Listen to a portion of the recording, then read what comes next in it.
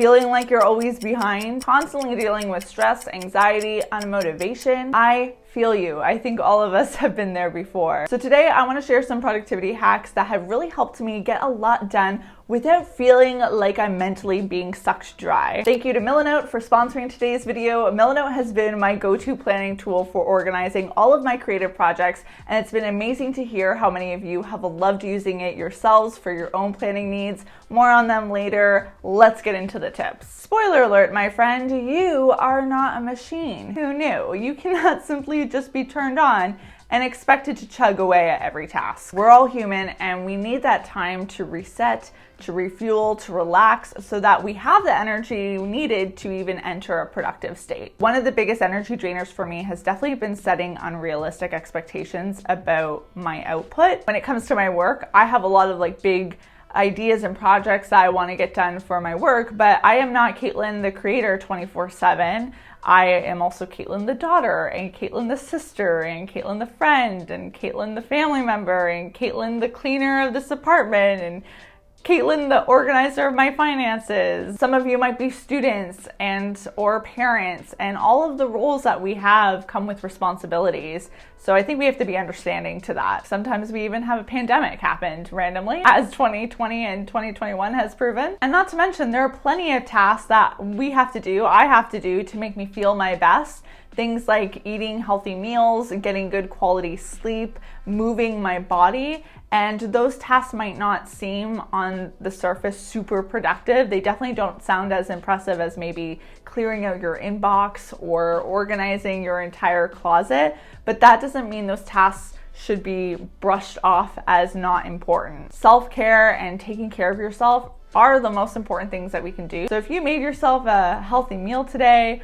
or went to bed an extra hour early so that you could get some sleep, then in my head, you had a really productive day. The concept of writing to-do lists is by no means a new one. I'm constantly talking about on this channel how much I rely on to-do lists to help me stay focused and also to help relieve brain space so that I don't have to remember everything that I need to do in a given day. If I relied on my brain, it would not be a good situation. But I think we can all relate to making to-do lists that are packed with endless amounts of tasks that end up leaving us feeling so overwhelmed when we look at them, because they are overwhelming. So when I'm going through periods where I want to boost my productivity levels, I actually find a better strategy is to shorten my to-do list so that I am focused on the core items that must get done and not getting distracted by filler items. To showcase this in more detail, I'm going to be making my to-do list for next week on Milanote, which is my favorite digital organizing tool because it is so simple to use. I've got it pulled up right here on my laptop, ready to go. Starting off by dragging out a new board. You have the flexibility to design a board from scratch to fit your needs, but today I'm using their weekly template so that with a click of a button, I can start filling in my plans for Monday to Friday. For this weekly plan, I am putting the cap on my to-do list at 3 items. 3 is the magic number for me. I just feel like over the years I've discovered that there's rarely a time where there's more than 3 things that must get done. I like to arrange the 3 items from highest priority to lowest priority because I like to get the high priority item done in the morning when I'm most energized and better equipped to handle those difficult tasks. It also means I get the benefit of having that weight off my shoulder of the big item off my list. To differentiate each of the to-do lists, I give each item a designated text color: black highlight for highest priority, blue for second, and gray for third. And just to make my to-do list a little less scary, I'm gonna use their built-in image search bar to add in images related to the theme of the day's tasks. I also have this separate card off to the right filled with the it'd be nice to-do list items I can drag in throughout the week if or when I accomplish the main 3 items. It's basically like a little bonus section. And that way I still have a spot to keep track of everything, but I don't have a daunting list every day that makes me just want to procrastinate. I definitely find that when my focus is narrower, I'm just more motivated to push through. If you're wanting to give Milanote a try for yourself, whether it be for creating a focused weekly to-do list like I did today, or for organizing larger creative projects, you can try it out for free by clicking the link in the description box below. Multitasking has this powerful way of making us feel super productive because when you're juggling a lot of tasks at once, there's a chaotic energy that emerges that feels like you're getting a lot accomplished. But in reality, when you are divvying up your attention across many things at once, you're not really able to get or enter into a flow state with any of them.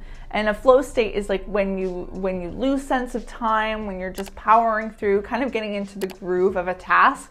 That is like where you get the most done. If you're new here, you might not know, but in addition to this YouTube channel, I also have a blog. I also have a newsletter that I send out weekly. Sign up by clicking the link in the description box below. I have social media accounts, Instagram, Pinterest, trying on TikTok. There's a lot of things that I need to get done. And I run everything under the Caitlin's Corner umbrella by myself. So when people ask me how I'm able to get so much content out, my answer to that is always batchwork. Batchwork has changed the game for me. Unlike multitasking where you're doing a lot of tasks at once, batchwork is the concept of taking those reoccurring tasks that you do regularly and just doing them all at once. A good example of my use of batchwork is for my blog. Each week a blog post goes live, but each week I am not outlining, drafting, editing, and formatting a blog post.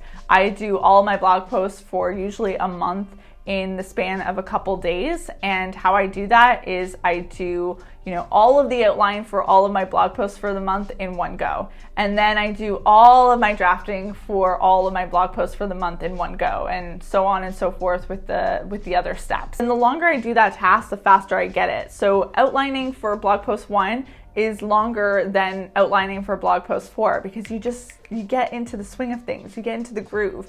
Same with the drafting step. The first draft for blog post 1 is always a little bit tougher to work through, and then by the 3rd and 4th, I'm flying through it. It would definitely take me a lot longer to do each of those steps from start to finish each week from scratch.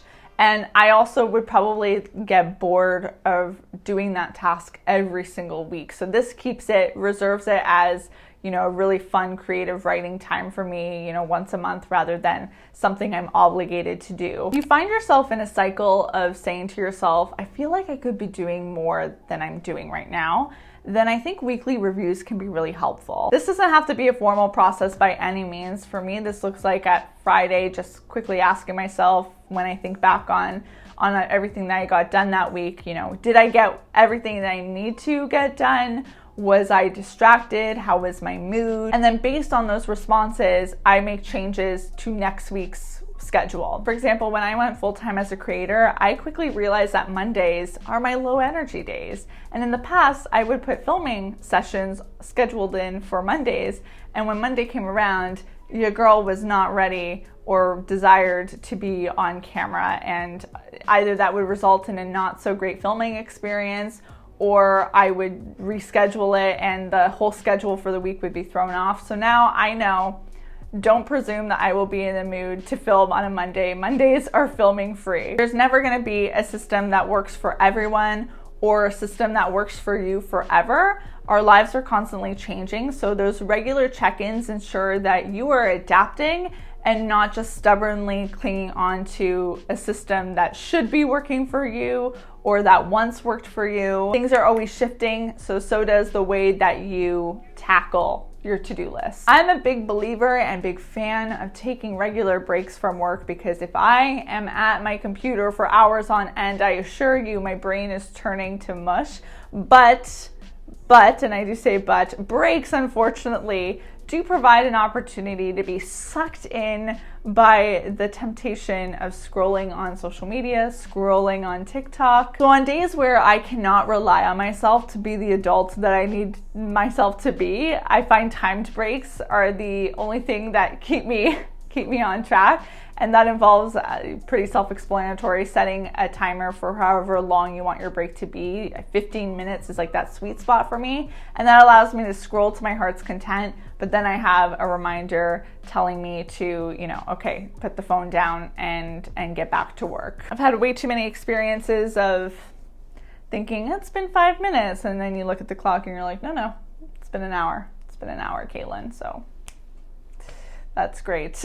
Another tip that has really helped me stay focused on those days where I really do not want to stay focused, I resist it, is having virtual work sessions with friends, or maybe in your case with other coworkers who are working remotely. This has taken the place of going to a coffee shop to get tasks done for me. These virtual work sessions allow me to have like that coworker experience. You can chit chat with someone as you're doing tasks, which is nice, but it also just keeps me more motivated to stay on track with what I'm doing because someone else is also doing the same. And even if you don't have someone that you can FaceTime or Zoom to have these work sessions with, there are plenty of real-time study with me, work with me videos on YouTube. I actually created one myself a few years back that I'll link below. But these videos are just that, just real-time footage of someone getting work done, usually on their computer or in a notebook.